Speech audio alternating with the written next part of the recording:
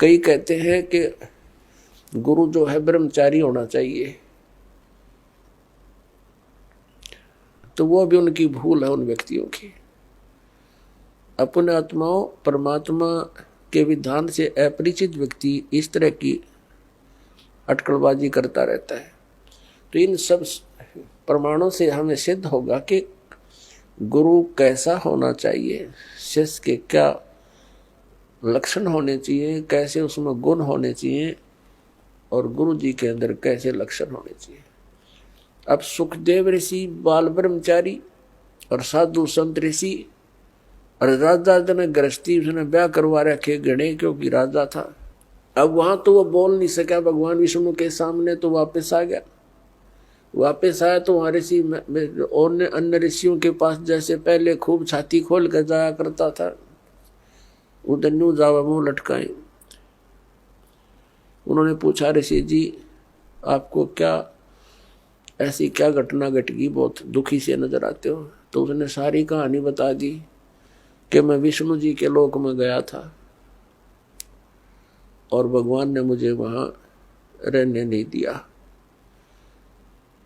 तो उन्होंने अन्य ऋषि देवों ने पूछा कि ऐसी बात नहीं हो सकती, भगवान विष्णु तो बहुत प्यार करते हैं, बहुत अच्छे भगवान हैं, कोई बात और गड़बड़ी पावेगी,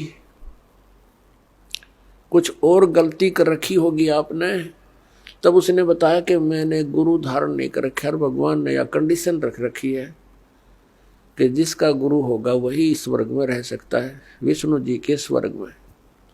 तब अन्य जितने भी देव ऋषि थे उन्होंने कहा ऋषि जी आप तो बहुत भारी भूल किए बैठे हो, हमने तो ये सोचा था आपने कोई गुरु बना रखा होगा, आपने बहुत भारी गलती कर रखी है, बिना गुरु के फिर रहे हो, आपने जीवन नाश कर दिया। अब वहां उसने फिर बताया कि भगवान ने मेरे सामने एक समस्या और पैदा कर दी। क्या पैदा कर दी कि कहा है कि राजा जनक से नाम लो, तो क्या कहता है कि राजा जनक गृहस्थी बाई और कैसे शीश नवाऊं जाई। वो एक गृहस्थी में बाल ब्रह्मचारी, और कैसे नमस्कार करूंगा मैं उसको, मेरी इज्जत का नाश हो जाएगा। अब ये मान बढ़ाई और इज्जत यह भी भक्ति का एक दुश्मन है। परमात्मा कहते हैं राज तजना सहज है और सहज त्रिया का ने, मान बढ़ाई ईर्षा ये दुर्लभ तजना ये, अरे इनके तजे बिना भगवान नहीं मिला, चाहे कितनी बकवाद कर ले।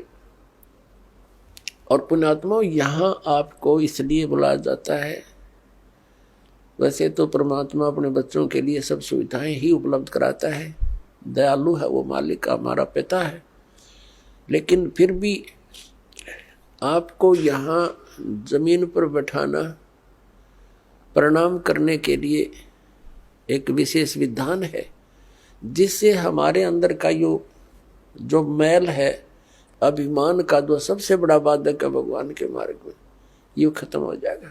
और इसके बिना भगवान निकट नहीं आ सकता।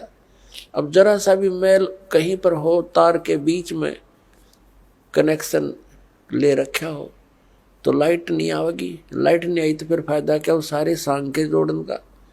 तो पावर प्राप्त करने के लिए, भगवान की शक्ति को अपने पास लाने के लिए, तो हमने ये अहंकार रूपी ये मैल हटाना पड़ेगा। तो सबने कहा कि ऋषि जी जुल्म कर दिया आपने, तो बहुत गलती कर रखी है। एक आधा होया कर मुंह ठंड सा, वो कहने लगा भक्ति ना कर, गुरु ना बनावेगा ना गधा बनेगा अगले जन्म में। अब उसने जब यह बात सुनी, क्योंकि पुण्यकर्मी प्राणी तो होते ही हैं ये, लेकिन अज्ञान के कारण ये अपने अपनी अटकल मारते रहते हैं। जब इनको ज्ञान होता है तो तुरंत त्याग देते हैं उन बकवादों को। एकदम उसके झटका लगा, उसको अपना पिछले जन्मों की काफी वह कहते हैं ना बैकग्राउंड देखी, पिछले जन्मों के अपने दुख उसके सामने घूमने लगे। उसको क्या हुआ कि जैसे उसको याद आया, उसकी दिव्य दृष्टि वो चालू होगी अंदर की, जितनी उसकी रेंज थी। अब क्या देखा सुखदेव ऋषि ने कि एक बार वो गधा बना हुआ है, गधे की योनि भोग रहा है। कुम्हार ने उसके ऊपर अच्छा बोरे में खूब नीचे से पक्की कच्ची ईंटें डालता है और ले जाता पजावे पर। पजावा होता है जहाँ पर ये कुम्हार लोग ईंटें पकाया करते थे। उसमें क्या होता है कि जैसे भट्ठा शुरू किया लगाना, उसमें जो भी ईंधन डाला जाता उसकी राख बन जाती है। अगले सीजन में उस राख के ऊपर ही वो दोबारा लगा देता है, क्योंकि उस राख को कहाँ डाल के आए और स्थान नहीं। नेक्स्ट सीजन में फिर उसके ऊपर ही लगा देता। वह राख नीचे बनते बनते बहुत बड़ा वो पहाड़ नुमा हो जाता है, फिर उसके ऊपर लगाना शुरू कर देता है। तो उसके ऊपर गधे से नीचे से कच्ची ईंटें ले जाता है ऐसे ऐसे, और वहाँ कच्ची ईंटें उतार देता है। वो उसके थैले से कमर पर लाद रखा होता है और वहाँ तुरंत पक्की ईंटें भर देता है और फिर मार कर लठ नीचे चलता कर देता है। यानी नीचे से भी लद्या जा, ऊपर से भी लद्या आवे। कहते हैं मैं अंधा हो गया, 2-3 वर्ष ऐसे कठिन काम भी लिया मेरे से। मेरे मालिक ने अंधा हो गया तो मुझे त्याग दिया, जंगल में छोड़ दिया।